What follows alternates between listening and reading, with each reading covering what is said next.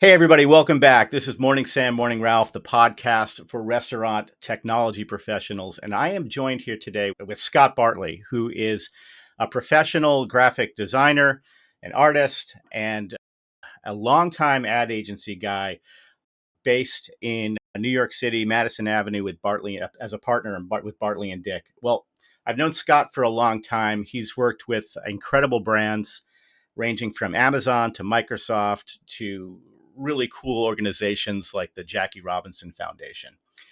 And what we're going to talk about today is fundamentally about design. And I don't know if you know this, but did you know like the secret sauce behind the brands you love often lies in three ingredients, right? You have a strong concept, you have this unexpected execution, and then you really have this relentless attention to detail over time. So, with that in mind, Scott Bartley, welcome to the show, man. It's awesome to have you and see you again. Thank you, Paul. I appreciate you having me here. This is awesome. You know, I've been a big fan of yours for a very long time. I'm familiar with your work, and we will and don't worry for the listeners out there. I will put some links in the show description so you can check out Scott's stuff.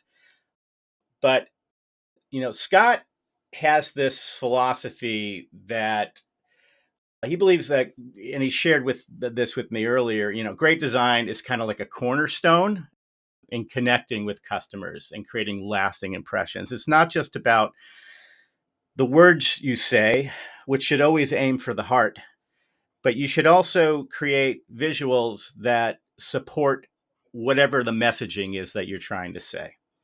So with that, Scott, tell me a little bit about your philosophy on design. The strong concept, unexpected execution, attention to detail. What do you mean by that framework? Yeah, no, great question. So, my first job when I was out of college, my professors in school told me, get yourself a really good mentor because it'll set you up for success for the rest of your career.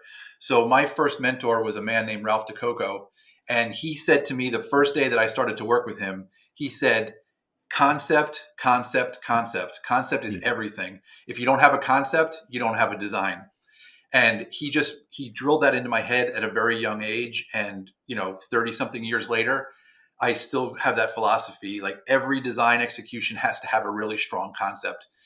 And then that concept is what kind of pulls you through to all the various touch points, and it brings you back. So that's how people remember you, is by having a really strong concept. So So when you say concept, is that just like the big idea yeah, or okay, exactly. Having like a big idea that can thread through all of your communication touch points. okay.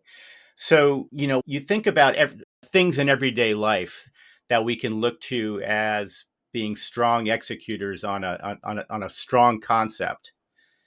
Um, okay. Well, let's go back to that for a second because I want to pull together these other elements and then we can talk about perhaps examples that pull these three pillars together. So we have a strong concept. Next thing you like to talk about is an unexpected execution. What do you mean by that? So there's a lot of different ways to tell a story, and people love stories. And execution is sort of the way that I look at that is like it's how are we communicating that story in a way that's a little bit unexpected.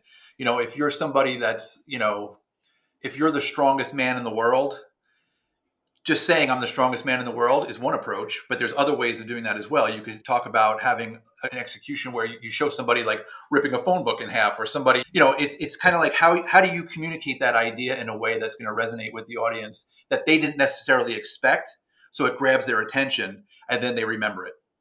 I love that. So, okay. So that unexpected that it's kind of like the twist, right? It's a little bit of a twist. Yeah. And it's why And we then love you commercials so much. It's like, when you see a really great commercial, you remember it because it's so clever. The unexpected execution could be kind of, it's the cleverness of what, like, I didn't expect that, but wow, what a great way to make me remember something that I would never ever have thought of.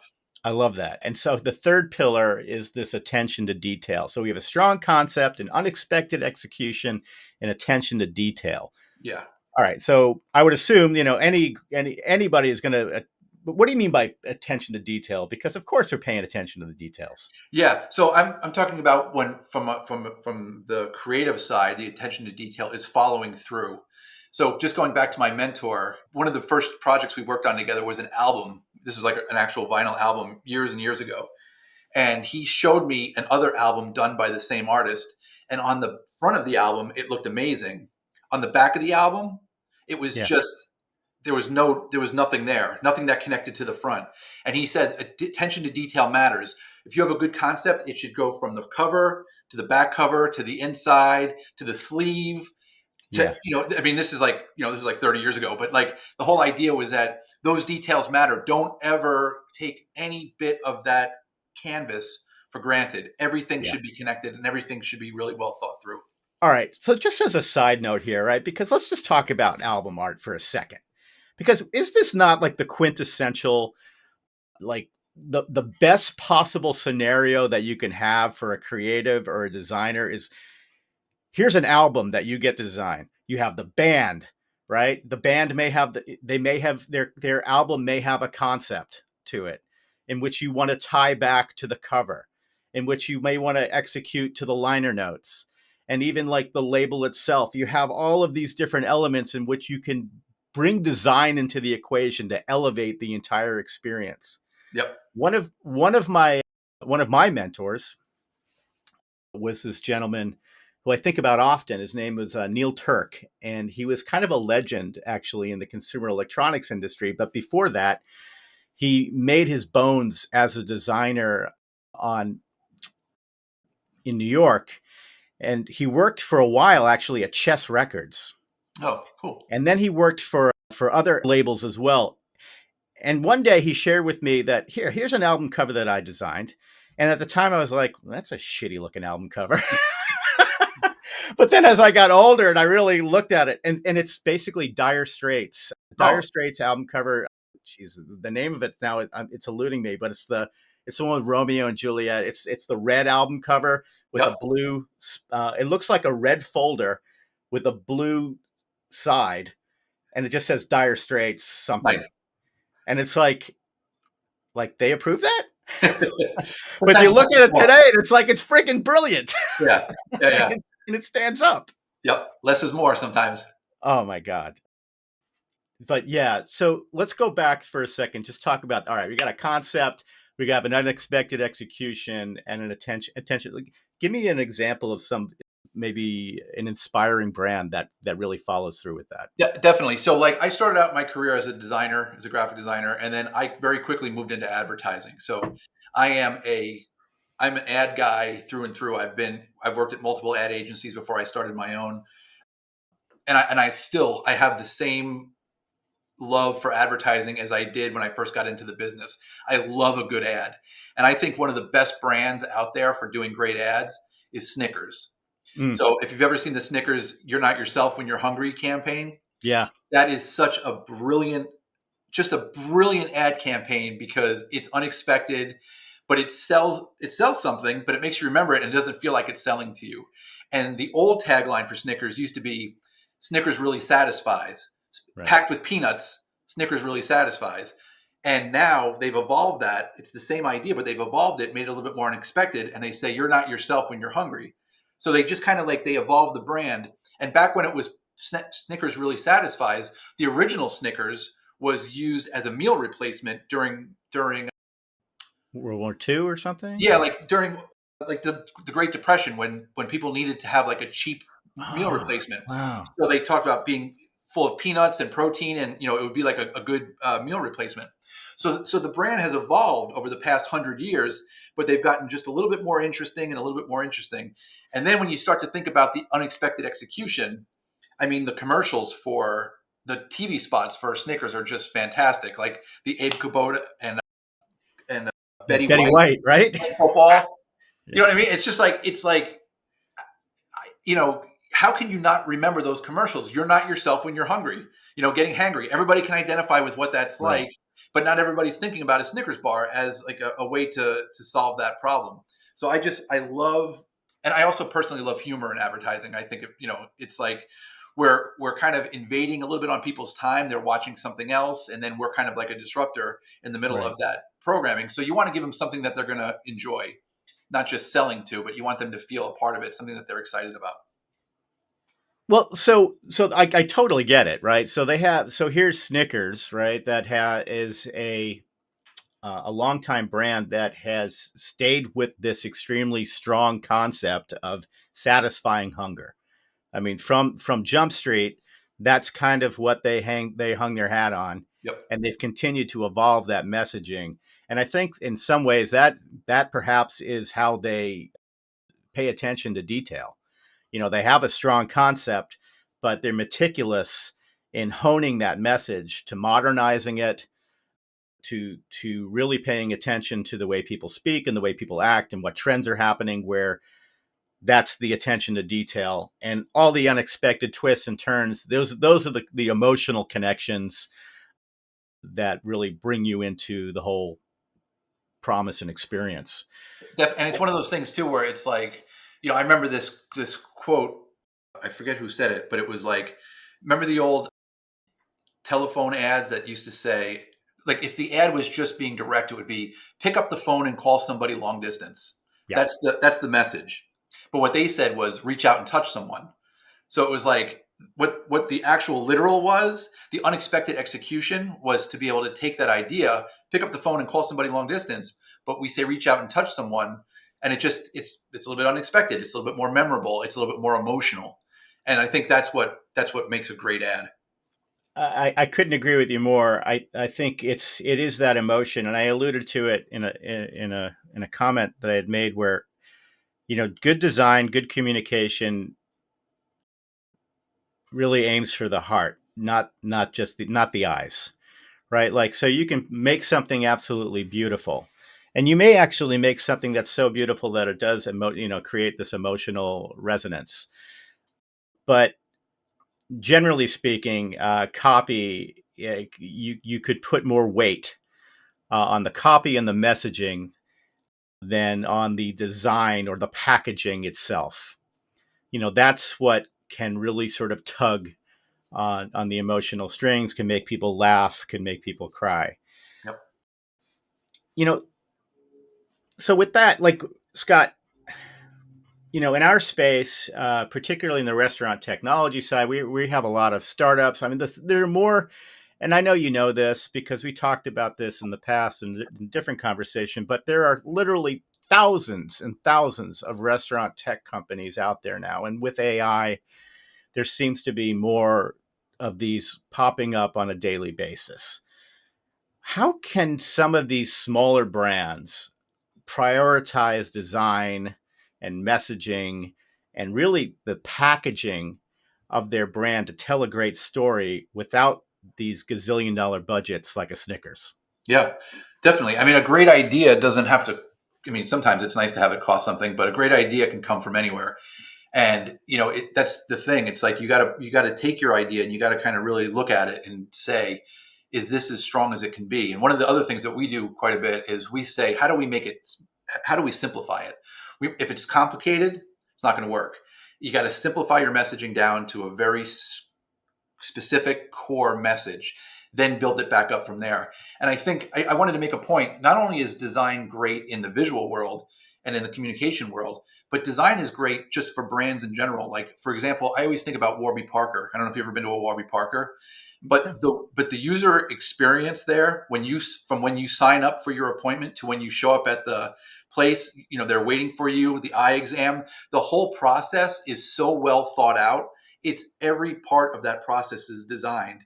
And what that does is that gives you like a feeling when you're done, because typically getting your eyeglasses can be not the most pleasant experience. There's Hmm. nothing, it's just sort of a commodity in a way. What Warby Parker did was they made it an experience that I'm talking about it right now. I've never talked about an eyeglass experience in my entire life. And it's the details matter. So you don't necessarily have to have a huge budget in order to have a great concept and a great design, but you just need to spend some time thinking about it and really understanding, what is it that makes me different? What do we want our customers to experience? What do we want them to feel? And then how do we make those two, how do we bring those two things together? Right.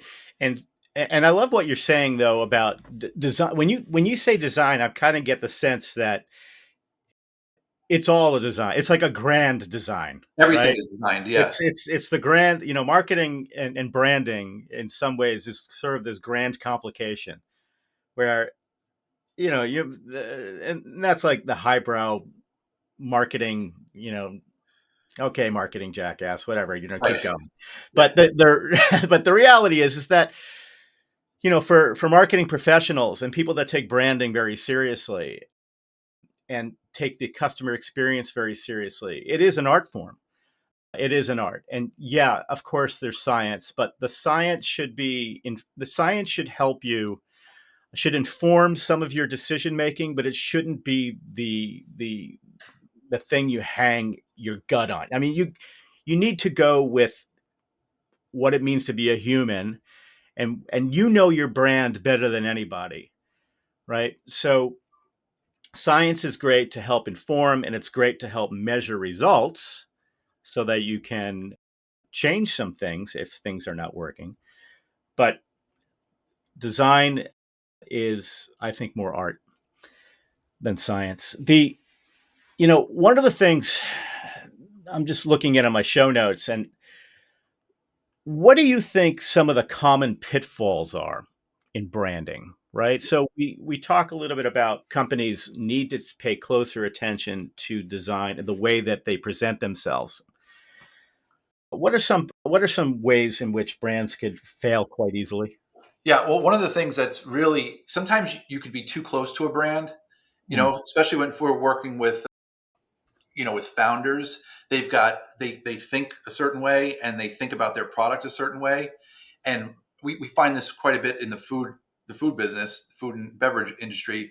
Is sometimes we're dealing with scientists, sometimes we're dealing with R&D guys, and they're very methodical in the way that they think about their product or their service. And what we do is we come in and we say, how do we add a little bit of emotion into it? So sometimes you could be a little too literal, and you yeah. could be a little too, and then you become sort of vanilla. You become a little bit boring. There's nothing to remember. It's just, you're just spewing facts. So I think it's really interesting to have a great combination of somebody who's got a business sense and somebody who's got that marketing creative sense to come together. And a good creative director will explain to the client why this execution or this approach is taking your knowledge and what makes you different, but is putting a spin on it that makes it a little bit more memorable and a little bit more distinguishable from everybody else. Because sometimes, not always, but sometimes brands all do exactly the same thing. Coca-Cola and Pepsi are very similar, Yeah. but they're clearly branded differently, and the way that they talk to their audiences are clearly different. But the product that they make, for the most part, they're indistinguishable between them. So I think getting too like being too close to your own product or service can sometimes, not always, but sometimes can be a detriment.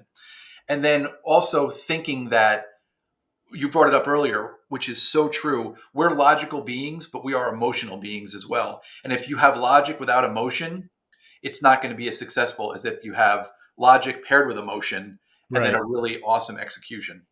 Let's talk about that because I think there's a bit of a trend nowadays to, I sometimes I see these modern websites, the modern sites, they've taken Bauhaus like to the nth degree where everything is black and white and sort of, and I feel like that has been done to the point where I, I don't know. It's just it feels soulless. Yep. And I feel like it looks cool, and people can get drawn into like I want to be cool and slick and and slim and lightweight and ethereal and everything like that. But by going down a road like that, I mean there are traps involved, right? Absolutely. Going back to my mentor again, I didn't even know I was going to be talking about this, but he said to me, besides concept is everything, he used to say to me, never design anything for design's sake. It needs to communicate a feeling or a benefit or something like that. And I agree, there's a lot of sites or a lot of design out there that's very designed, but Yeah, it's kind of trendy. It's like, yeah, design trends come and go, but strong conceptual messaging that's what you can hang. That's timeless. And Yeah. like, you can look at, color palettes from the 90s, like teal and purple and, whatever. There was like, there were just some things that were going on back then. And you look at them and they look dated. But a Right. great concept, like the Snickers, it just evolves over time and it gets stronger and it gets better. So that's another good trap to not fall into. Don't don't lean into trends because trends come and go. Lean Yeah. into solid conceptual communication, and then you'll be relevant. You might need to update some things over time, but if your core messaging is in that column, you will be relevant for years to Yeah. come. And I think that's great advice. And even and I think this is especially true for B2B companies. Right. B2B companies tend to, let's face it, they try to be somewhat innocuous, and they don't want to be offensive in any way, and they just want to make sure that they're striking right down the middle, right? This so you'll often get these very stark, very black and white, very, maybe a streak of color here or there, but they all kind of look the same. It feels templated. It doesn't feel like it has a soul. Right. But it is. I mean, the reality is that it is rather timeless. I mean, it's not. It's non offensive. You know, and I just got to wonder how much of a disservice I think that these companies are doing to themselves by not exploring really what makes their brand shine and what makes themselves different. Right. It's a total disservice. And what's interesting, what I always think about is B2B. I used to be a creative director at a B2B agency for a while. So Mm. I worked just in the B2B space, and I had some great mentors there as well. This was when I first moved to New York. But I remember that, you know, consumers are consumers. So the B2B customer has a longer sales funnel. It's longer time to consider a purchase. It's usually a much bigger purchase. But what we forget is that person that's making that B2B decision is also going out and buying a pair of Nike sneakers. And they're also going out and they're choosing a phone company. And so you're not dealing with a robot who has only B2B blinders on. They're Right. used to seeing other commercials, and they're used to being marketed to. And if everybody kind of was doing the same thing, then all of a sudden there's no differentiation. And there's some fantastic brands in the B2B space that really lean into what is it that makes them unique and different. Yeah. And then they take that and they carry that through to all those various touch points so that people don't say, what was the name of that company again? They remember the company because it's distinctive and it's unique. Yeah. And nobody wants to offend anybody, but it's not about offending somebody. Yeah. It's about how do you stand out. It's like going for a job interview. If your resume looks like the resume of every other person that's interviewing for that job, you might as well all be wearing the same gray suit. Nobody's gonna stand out. But if somebody's a little bit different, you want to rise above and kind of break through that sea of sameness. Yeah, absolutely. I think that's important, and I love how you brought up that the concept that a buyer is a person, right? I mean, they don't automatically, once they start shopping for B2B purchases, all of a sudden they turn into some, freaking android or something. It's, Exactly. they're still that same person with the same hopes and dreams and aspirations as anybody else. Right. You know, you brought something up about implementing a design across all the different touch points. And, you know, that's, we like, in the graphic design space, we like to call that design as a system, Mhm. right? How important is design as a system to the average company, to any company? Explain to me, what does that mean? Is when you create this system, is it unbreakable? No. So great. That's a great question. But having a design system and having an integrated concept so that when you look at your social feeds and you look at your website and you look at your any of your marketing materials, you look at your emails, there should be there's very easy brand confusion. There's a lot of brands that do similar things, and if you start to see them overlap, if marketing in general is expensive, so you want to make sure you do it right. So avoid those pitfalls early on. But imagine seeing a billboard for Coca-Cola and it was bright green. you would be like, what is that? That doesn't make any sense. It's like, Right. there's so much equity in those elements, whether it be color or typography or tone of voice or any of those things. And the key is to be able to take whatever it is that you establish as your brand platform and then say, okay, here's my brand guides. And they're guides. They're not, they're guardrails, because you want to have the flexibility to do things that are a little bit different. And when opportunities come up, and you want to try something that's a little bit more out there or something Yeah. that's a little bit more tailored, but you stay within those guides so that they know it's coming from your brand. For example, we do a lot of work with the BBC, and the BBC is a well-established brand, been around a long time. They've got brand guides, but we have a lot of liberties within those brand guides. We've worked with other companies in the past that have brand guides, and they're like, they lay out everything. They're Like, like this is, 500-page long, yeah, and it's like, really, yeah. really. Every page needs to be laid out exactly like that, and it's just like, oh, you can be too consistent. Oh, You want to we be believe just me. And then trying to, and then we see that all the time, particularly on the partnership side when you work with these larger. Well, I won't name names, Microsoft, but you can't. There's nothing that you can do without. I mean, it is, you're kind and of almost like shackled. it's like completely shackled, and you wonder why Microsoft comes across as the most stalest. I shouldn't say that. I'm sorry. I'll probably cut that out. No, I'm not. But unshackle. Come on. Right. They're not known for their innovation like Apple is. Apple is talking to a specific audience. All of Apple's marketing, all of their branding really aligns with the belief system of who they're speaking to. Yeah. And like, that's why people love Apple as a brand. That's why, like, I'm buying an iPhone. I'm not buying a cell phone. I'm not buying a smartphone. I'm buying an iPhone. So you got to, you want to create brand loyalists.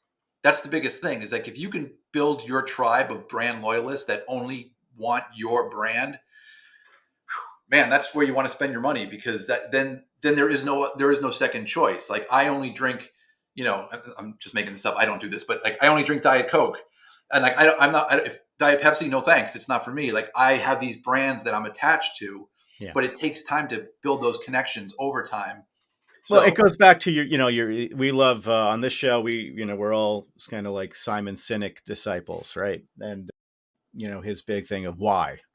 Well, you have to understand why. Why do you exist? yep, For the iPhone, for example, we buy an iPhone not because it's a cell phone, but we buy why it's an iPhone. yep, We buy the why behind it, not necessarily the commodity that it is. correct. You know, all right. This has been an awesome conversation. I want to get to this segment because it's important that I do so I can keep up my streak. Hate to tell you, but is this time of my little podcast here where I get to ask you what your hate to tell you but is in design. And that's bust a myth for me about design. Yep. So, I hate to tell you this, but your logo doesn't need to be bigger. If your logo is this big on a screen, or if it's this big on a screen, it's not going to matter. It's what people feel.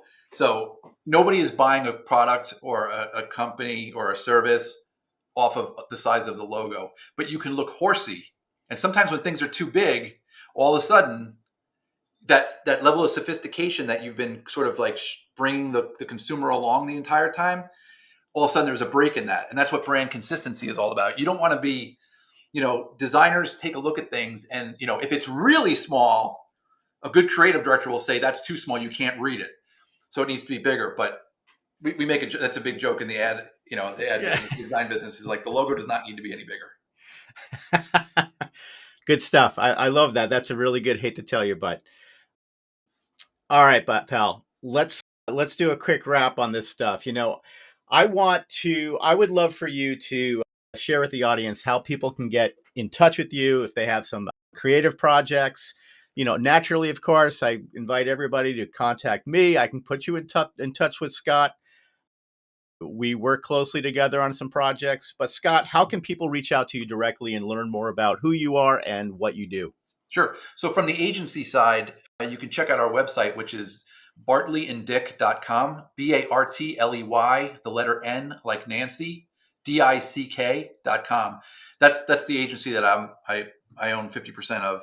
And then if you want to check me out, I also do some consulting on the side. I do some freelance work as well. If it's something that's not meant for the agency, it's like a little bit of a smaller project, you can check out Scott Bartley, SCOTTBARTLEY -creative.com. And that's my personal website. So either one of those two you can reach out to and check out some Fantastic. product. Yeah. Excellent. All right, everybody, listen, this is what I need you to remember. Strong concept, right? The foundation for any meaningful design. Give me an unexpected execution. How are you going to throw that twist into the mix to make me to connect with me? And finally, how do you pay attention to detail so that way you're making sure that you're always on point? Scott Bartley, good to talk to you, man. Until we talk again, which hopefully will be soon. This was awesome, man. Thanks for having me. Yeah, of course. In the meantime, hey, everybody, tell your friends, give us a thumbs up, give us a like. Morning Sam, Morning Ralph. This is all about B2B, restaurant technology, and competing in a friendly way. So thanks, everybody. Morning Sam, Morning Ralph, clocking out. Take it easy, Scotty. Thanks, man.